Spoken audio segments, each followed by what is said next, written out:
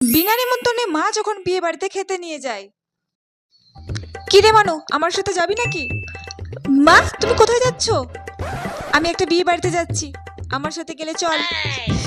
বিয়ে বাড়ি? হ্যাঁ মা, আমিও যাব। তুমি আমাকে 5 মিনিট দাও, আমি এক্ষুনি রেডি হয়ে নিচ্ছি। মা, আমি রেডি, চলো।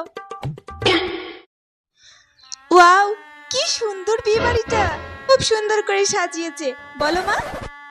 মা, আজকে কাদের বিয়ে? কাদের বিয়ে?